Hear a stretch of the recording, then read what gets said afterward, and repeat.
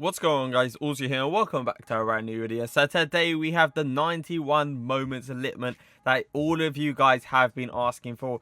I already did Ladrup, so we're going to compare them two, and pretty much at the end of this I will be saying which one is better. But let's get straight into it. He's kind of going for 448k, but obviously he's worth 6 icon tokens, the cheapest icon to get out of icon swaps, which is, I kind of agree with it, but at the same time it's like, this card looks pretty decent, to be fair to him. 85 pace, 88 dribbling, and 93 shooting, 85 passing, and 65 physical. The one thing I would love to improve there is definitely that pace. Now, 5'11" for a cam isn't actually too bad, but I will be playing him in a striker and a cam role today because his shooting stats are so good that I feel like it's a bit wasted in a cam position, but I will be trying him in a cam position as well. Now, the high medium work rates are perfect for a striker, but they're not perfect for a cam. I do prefer medium.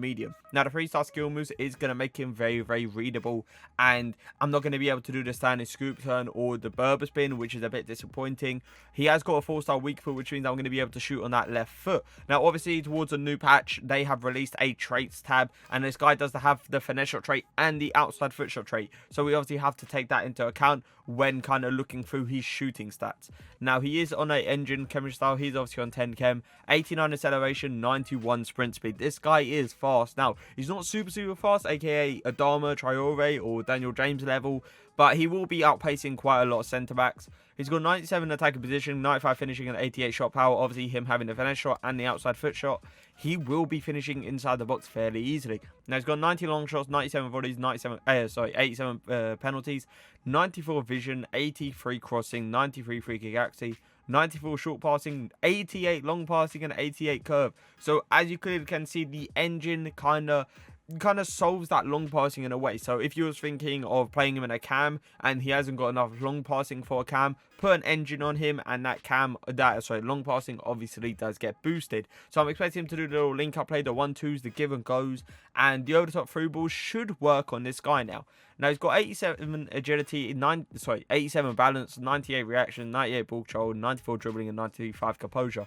I tell you what, the dribbling stats look pretty decent with obviously an engine on him. This guy's going to be very comfortable in the ball, it looks like, with that 95 composure. He shouldn't be taking any bad touches. That's what I'm hoping for. Now, he's got 66 jumping, means he's not going to be winning any headers anytime soon. So I doubt he'll out-header anything 5'11" and below, even 5'10" and below. I don't think he'll even out-header his own height. Now, that 91 stamina is something he has obviously got over Ladrup. He's got 91, and as far as I remember, Ladrup has 82. If I'm wrong, let me know. But I'll tell you what, this guy's going to be lasting for the whole 90 minutes, and that is a big thing in this game. 72 strength. He's going to get bodied off the ball, let's all be fair. And the worst stat I've ever seen for aggression in my entire life.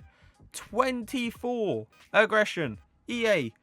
I don't think any footballer in the world has 24 aggression, honestly. I've never seen worse aggression in my entire life. If you guys know who actually has the worst aggression in this game, let me know in the comments because I really want to find out. But today, obviously, he is an icon, so you can link him up with whoever you want. But I've linked him up with Neymar, Messi, and Sissoko. I've also got the likes of Decore, Vidal, and Zambrotta in the team. I will be using Litmanen in a 4-4-2, playing him up front at first. But then, obviously, I'm going to play him in his cam role. So I will be playing him in a 4-2-3-1 as well. But let's get straight into these games. Litmanen has a chance to make it 1-0. Oh, that's a very big save. It looks like he's actually pulled it back for a penalty. I think he has. I think that's Mateus that has fouled me.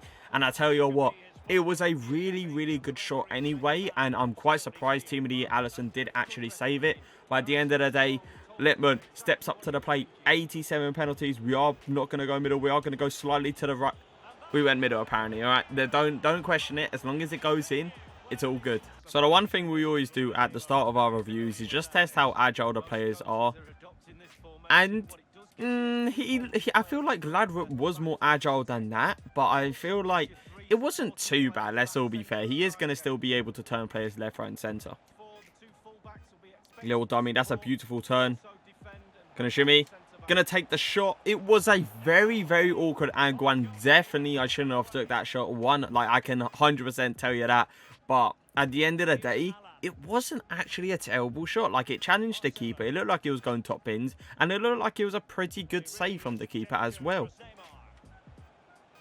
Take a touch onto his stronger foot. That is an amazing turn and an amazing goal. I liked his positioning there as well. That run that he made gave me that passing option, obviously supportive as well. But at the same time, this turn, I wouldn't say it was a very clean turn, like a Neymar or Messi turn that you're going to get from them. But it was one of those turns, like his official turn. Like a very slow but effective turn that shielded off the player. But at the same time, gave him a perfect angle to shoot. Oh, that touch, let's all be fair now, that was one of the worst touches I've ever seen in that occasion especially, because all he had to do was take a touch, turn, and most likely we would have got a wide open chance there, but he took that really bad touch that kind of affected the whole play. Really nice strength from him there and a really good pass. That's an amazing run by him. Half drag back, acting like I'm going to go the same way. Ooh, we just couldn't find the pass there. Very unfortunate. But you can clearly tell Litmanen's not one of those players that, that turn like a god. He's one of those players that you have to take it very calm. But with Ladrup, I felt like he was more agile than this. We are going to go for finesse. He has obviously got the finesse shot trait. But it wasn't the greatest. He had a lot of power, but the accuracy wasn't really there. Take a touch with the left foot. That is a terrible shot with that weaker foot. Very bad. Look at this. This is a clear cut. That needs to be a guaranteed goal. I hit it right into the corner. I put the right amount of power into it. And some way, he just hits it right at the keeper. And that is something you need to avoid. Nice. That was beautiful. Gonna go for a power shot. Oh, very unfortunate. It was a good shot, to be fair to him. And he did the right little skill move to kind of skip past the first guy. But at the same time, it was even a better save. That is beautiful. That link-up play between Neymar and Litmanen, unbelievable. Little fake shot around the corner. Gonna go for a cross-goal shot, and it should be a goal. Really nice 1-2 plays between Litmanen and Neymar. I'm coming to the conclusion that he really is a cam and not a striker, because I've had multiple shots with him, and I'm starting to think to myself, I should just play this guy at cam 100%, because his finishing is good, but it's not consistent enough. Play that little pass towards Neymar. Oh, I tried to turn him, and if I turned that keeper, there was a little sweat back to Litmanen where I could just easily do it and score a goal. But he has got a chance here with the weaker foot, a very good finish. Last time I shot with his weaker foot, it was a clear-cut chance as well, but it didn't really go in, and it was a bit disappointing. But this time, he slots it right into the bottom corner. That's a beautiful turn. Little ball roll to get the angle of the finesse shot, and it's a beautiful goal. Very nice dribbling there. He kept it very nice close to his feet, which is something I haven't seen yet from Litmanen. And this is actually like the first time that I've seen him kind of turn fairly quickly as well. But at the same time, I did obviously use skill moves yet again to get the angle, because right now, I don't really trust Litmanen's dribbling too much. I should have probably dared, like, just moved it slightly to the right and then gone for it, other than do obviously the ball roll. But at the end of the day, if it goes in, it goes in. Nice. He's on that defensive work. He's shielding off Drogba, which is always going to be nice to see. And he plays a beautiful pass towards Messi. Oh my god. Now, I did the little exploit that you guys, I don't think, probably know about it, where you flick up the ball, and what happens is it's a really good pass, but at the same time the player does get locked off. So in a way, it's pretty much a guarantee play. That is one thing I am loving from Litmanen. He can do these over-the-top through balls that a lot of cams can't actually do. Into the gap, little fake shot, gonna try to turn the same way, and again, can I get a little sweat? No one is giving me a sweat option, and that is very poor for my team. Oh my god, that was an amazing ball by Litmanen, but what is that touch from Adama? That literally, he touched it over someone's head. That's unbelievable turning ability. Oh, that finesse shot was so bad. You can already tell that was not going in by the height of like where it kind of took off. And that is a big problem, and I'm not liking his weak foot at all. It's green. It's a goal. It's simple as that. Sometimes I have to put out the timing shots because I've took multiple finesse shots with this guy, and they haven't been going in, and this was a good angle, so I said, why not? Let's actually green it. Now, Personally, I don't believe greening finesse shots make a ton of difference, but I also believe in some occasions they kind of do, and I believe that was one of those occasions. Little dummy. Keep going. Use that pace. I know you've got it in there somewhere. Oh, come on now, referee. I was about to say that's a clear foul. He used his pace just to get that foul, which was always going to be nice. He kept it nice and close to his feet, which I was actually quite surprised about as well. But we have obviously got a free kick. 93 free kick actually. He is actually moving the keeper. I'm going to go for something that a lot of people would not go for here. I'm going to actually go for a volley. Because why not at the end of the day? Going to flick it over him. Take it on the volley with the left foot, and that was super unfortunate. He did so well to flick it over the first guy, but just couldn't get it over the second. But we do have another chance here with the left foot, and it does go in. Eventually, we do get our goal. Now, that positioning from him was amazing. I am currently playing him in a cam position, and he, 4-2-3-1, sometimes the cam and striker do switch positions, and it looked like that was one of those scenarios where Litmanen was low-key playing up front. But at the end of the day, if he's going to finish like that, then I'll allow him to switch with the cam, switch with the striker all day of the week. Oh, come on. Come on, a little flick up, 180-degree angle, and some way, somehow, he has managed to get it perfectly to Adama Traore. I didn't actually believe that was going to work. So it is time to review him, and let me say, Litmanen, 91 overall, 3 games played, 6 goals, 1 assist. He did really well, to be fair to him. But that, I'm telling you, that could have been 10 plus goals.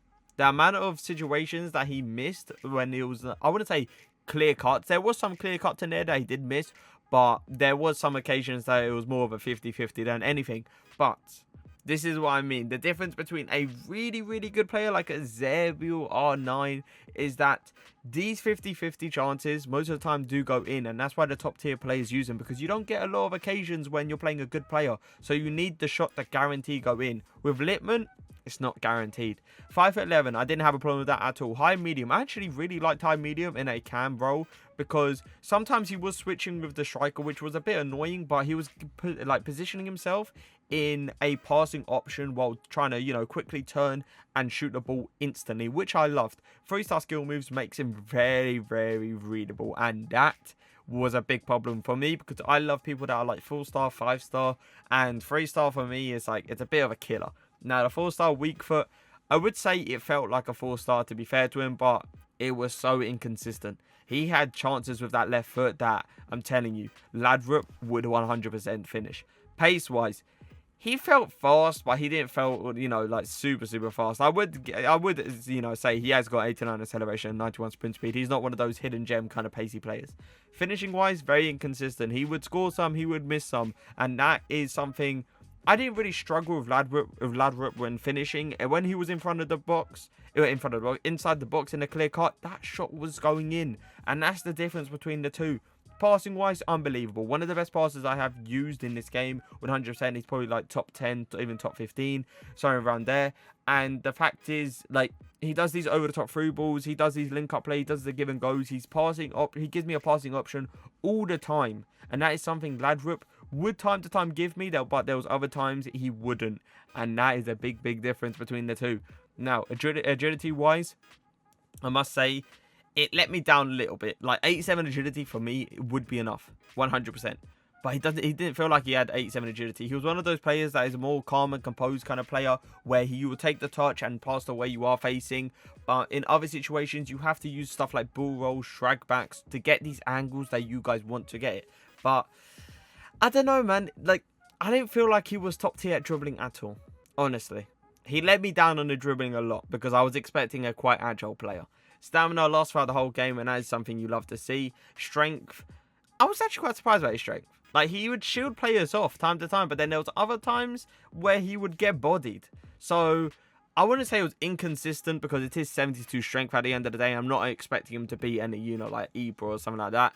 But at the same time, he low-key impressed me with the strength. Aggression, though, he's one of those players that tries to avoid contact. And that is a player that I despise. Honest to God, the players that try to avoid contact, they lose every single 50-50, and you need those 50-50s when you're in a tight game. But I have to give this card a rating out of 10, and between the two, Ladrup and Litman, there's not that much of a difference, but I do believe Ladrup is better. So I am going to give Litman a 7 out of 10, while I gave Ladrup a 7.5. As I said, there's not much difference between the two, but Ladrup, I think, just edges it a little bit. But if you guys did enjoy the video, though, leave a like, leave a comment, and for now, peace.